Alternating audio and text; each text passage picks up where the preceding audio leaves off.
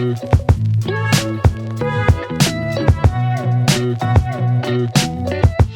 welcome back to the Gilbertson Aero Factory. Today is Sunday, the 19th of August, 2023.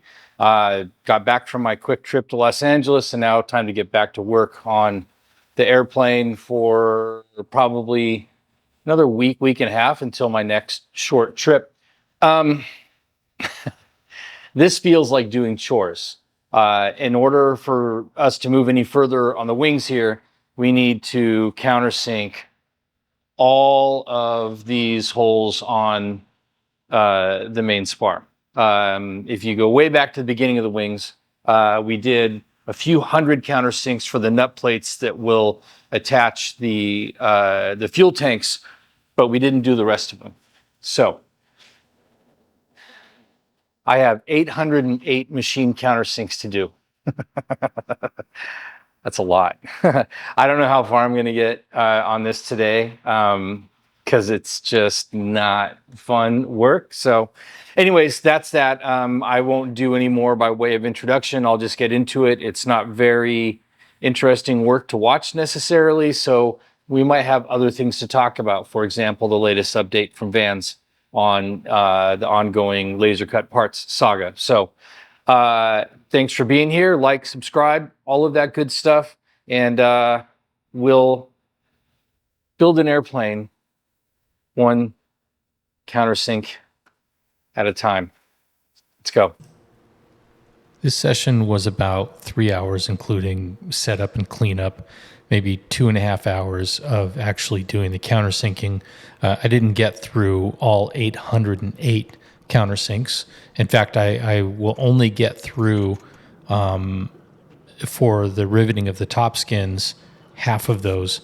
The bottom skins, the bottom portion of the main spars, I'm not going to do any countersinking on those until those bottom skins have been fitted, because I want it to be a good tight fit before I open anything up by countersinking. So before I get too deep into this, let me explain a little bit about what's going on with this operation here. This is the main spar where the fuel tank meets the rest of the wing, I suppose.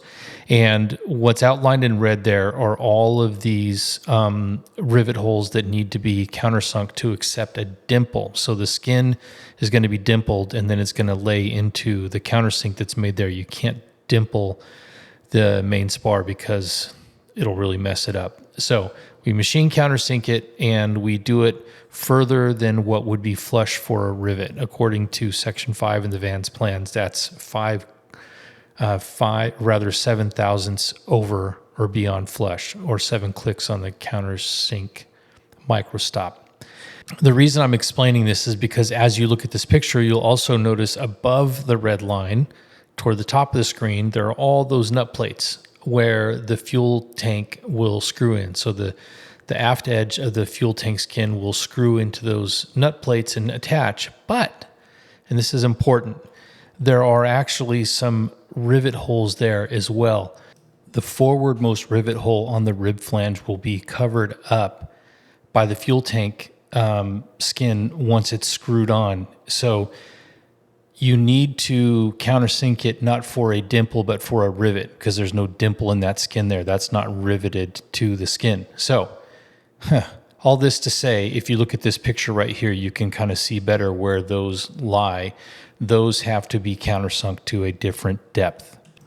So this is definitely one of those times where having a second micro stop countersink cage comes in handy, which I have a second one now. So one can be set for a dimple, and the other one can be set for a rivet. They're both 3/30 seconds holes, but one is different than the other. So that's kind of what you see me messing around with a little bit here, hitting that top row, the row that will be covered up by the fuel tank skin. Anyway, so basically all of what you're going to see happening here is just countersinking for really 2.5 hours. I guess one other thing I would note is just right here where you see me running around putting clecos in, there are some holes that I need to ream, and I want to make sure that that tab at the forward end of those main ribs is as straight as can be when I do that. That's what that's all about. So there's really not much more to say about this countersinking. I only did, this is the right wing. I did all of the countersinks I need to do on the right wing in order to mount the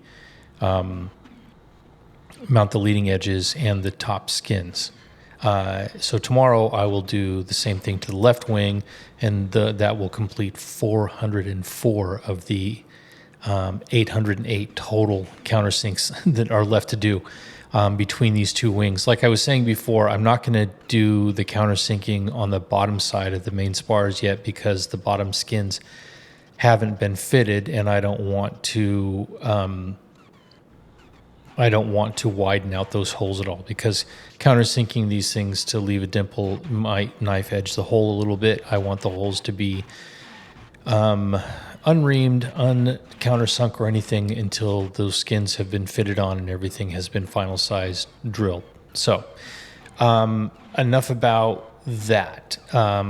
This process is tedious, and not unlike a lot of things, but I would say the difference between, say, doing this, which is just hundreds of repeated operations, versus reaming or final size drilling holes, is that there is always a little bit of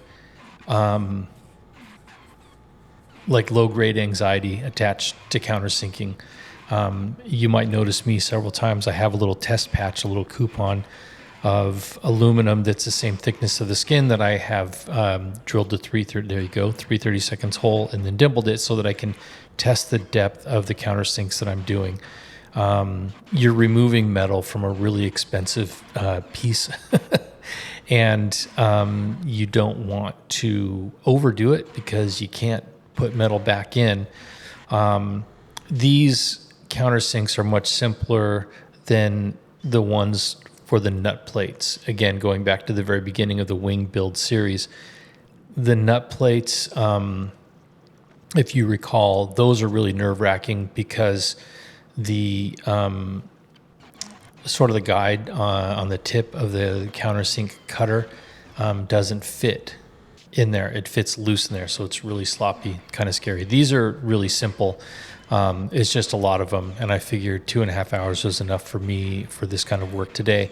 Tomorrow I can finish up the rest of them, and then I can get on to actually mounting the leading edges, and then start working on prepping the top skins to get those put on, which is kind of cool. So as promised, Van's update as of August 18th on the laser cut parts saga. Not a really long one. Basically, they say that they have completed testing on complete wing structures and some other stuff. They're continuing to do more testing, and that in September they will open up a portal for builders like myself to be able to request any replacement parts that they need. Other than that, it's a little bit more of standby. They also published a guide to help identify laser cut parts if you're not really sure. It's kind of interesting. I'll go ahead and post a link to all of that in the description of the video below. So while you're watching me continue to countersink here, I went to LA just for a couple of days. There was a class that I owed for my union for something that I will never actually do on a film set, which is to drive and operate scissor lifts and really big boom lifts. But it is a requirement, and the last time it was available was during the pandemic, and so it wasn't available for in person. Turned out it was actually kind of fun to drive those things around. Did that, went and saw my kids. My oldest daughter is about to head off to France to study abroad, so got to see them, hang out a little bit, took some cool pictures in the airplane, and some really great sights out the window of some big storms that were happening over the southwest part of the country. I flew Burbank, San Francisco, and then to Houston. Normally I fly through LAX, but it's just LAX is just a pain in the butt. So I decided to make it a longer day and fly into Burbank, which is a much more comfortable airport. So I got a little clip departing out of San Francisco, and then You notice it looks like I kind of have a nice view right here. I accidentally checked in too late for this flight, so I decided to blow some airline miles to upgrade to first class so that I wouldn't be stuck in a middle seat in the back. And it was pretty comfortable and great views throughout the flight. There's a little bit here. I think this is over Lake Powell, which was really pretty. It looks like a pretty Grand Canyon, but that is in fact not the Grand Canyon. And then some big storms en route to Albuquerque. And then finally, a really cool sunset pulling into the gate in Houston on Thursday night. So, hey, one tool recommendation: get yourself an emergency eye wash station for your shop. I'll put a link in the description. Right when I was finishing up here, I blew a piece of metal into my eye, even though I was wearing glasses. So there you go. That was 93.